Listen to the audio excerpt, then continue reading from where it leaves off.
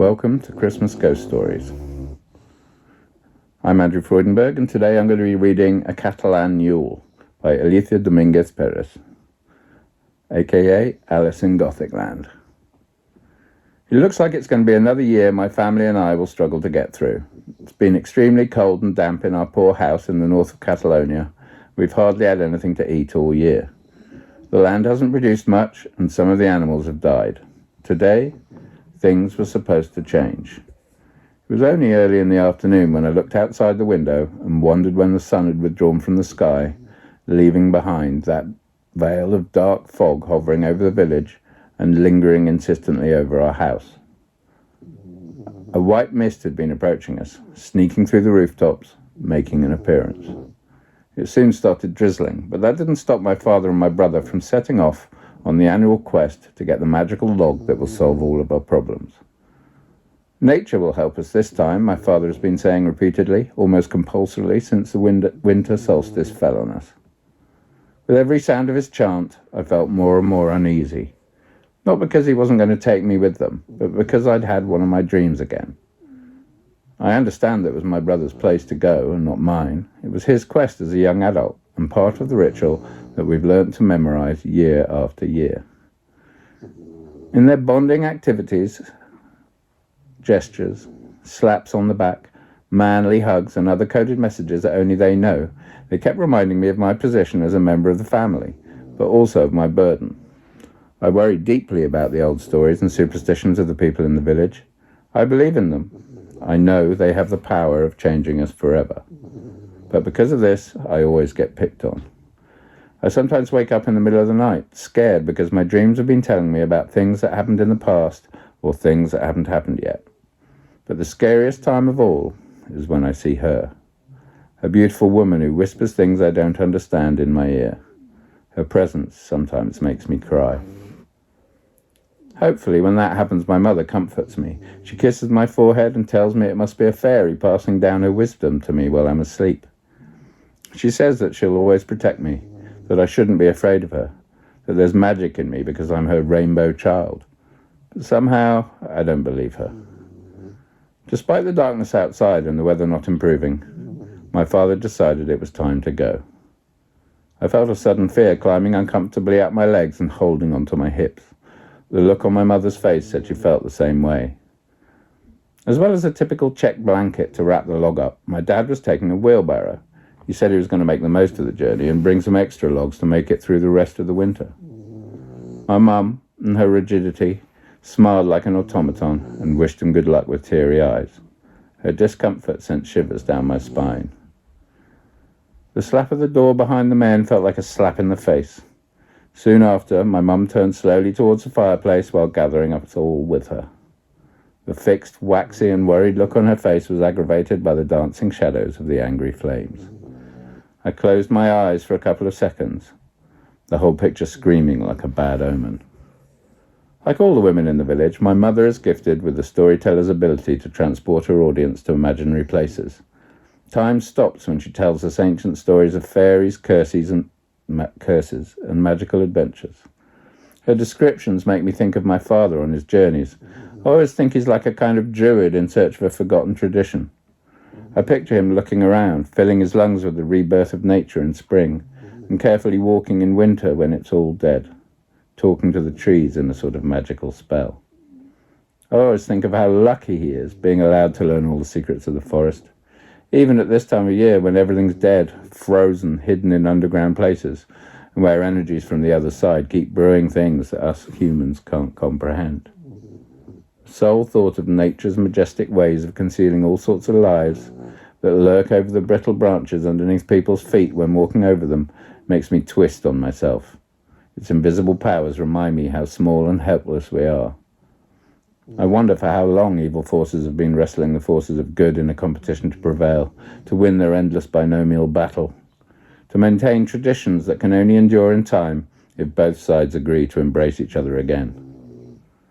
How my father can overcome all the risks during his winter quest for a pagan belief has always been beyond my understanding. It had stopped raining outside when my mum finished her last story. She gave us a few minutes to come around from our trance before setting the table. The crackling of the embers in the fireplace sounded like a disturbing roar when she poked them for the last time. The moonlight was shining in the clear sky, and all we could hear was the stillness of the night. Not long after that, a sudden change in the air flung in as my father walked in, followed by the wheelbarrow, full to capacity.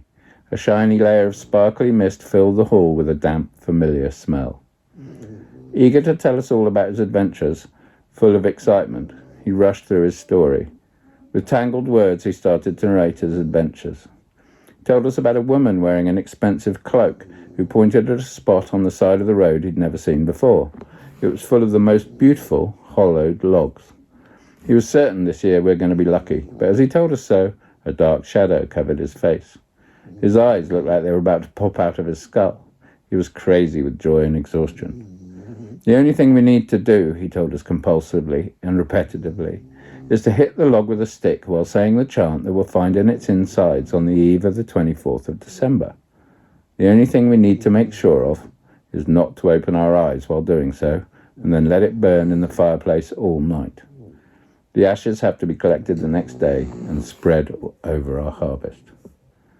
As soon as he's told us that, my mother looked at him, trembling but assertively, and asked him, "What was the price? You know there's always a price." My father's excited face slowly turned into an angry, contorted smirk, and banging the table with his hard-working farmer's hands, he raised his voice threateningly like a beast and showed his grinned teeth. He uttered the words, "The price is the last thing that you should worry about." The night has completely fallen like a heavy, invisible force all over us. My family and I have long gone to bed, but images of my angry father keep coming back to me. I can't sleep. My eyes, wide open, are staring into the darkness of my room. I'm frozen over my covers.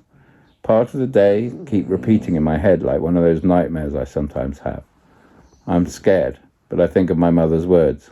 "You are a rainbow child. You'll always be protected. You have magic in you." The deafening silence has frozen time. I feel as if I was the only person in the house. Not even the naturally creaking sounds of the floorboards fill the emptiness of the night. Everything has been swallowed by a presence that is starting to move around the floor, downstairs, in a playful and creepy way. I'm hoping for my father and brother to get up and check, but I'm waiting in vain. Nobody makes a sound. Nobody seems to care. My mother's stories about evil elves and fairies keep popping in my mind, playing tricks on me. What if the people in the village have been right all along? What if my father and brother have disturbed the harmony of the forest by going beyond the limits of the land? I've finally found the strength to go and check, and I'm walking slowly now so as not to disturb whatever's downstairs, breathing and laughing under our roof. Hopefully it's one of the cats that's sneaked in and is scratching the wood in the fireplace with its sharp, fine claws in search of a mouse. The noise is getting more and more disturbing in my ears, and as I'm getting closer to the bottom of the stairs, I see from the corner of my eye the empty wheelbarrow. From inside the barrow, a red, sticky fluid is coming out and is running across its side, dragging itself across the floor and leaving a trail that ends near the fireplace. Next to it, a big log-shaped thing is lying on the ground, still in its robes. My dad must have hurt himself dragging it here. Maybe it's a dead animal that they've bought to eat tomorrow and is now on the floor next to the fireplace. It's probably that creepy cat and its little cat games. However, this is the most unusual sight. As I slowly approach a checked dirty old blanket on the floor, heart pounding in my ears, pulse shaking, deafening, I manage to remove from it what I think is the log, very, very carefully. The stench throws me back and I fall. There's a heavy pressure in the air that squashes me on the tiled floor. I can't move. I'm now paralyzed. It takes me a few seconds to adjust my eyes to the sight of the figure that contorts, twists and grunts on the floor. My mouth opens in a voiceless scream and I can't even blink. That's no log, but the naked body of my brother, covered in blood. He's crouching down, but not for long. Slowly he turns his head towards me, covered in the same red smear from the wheelbarrow, and stares at me, almost surprised at my discovery.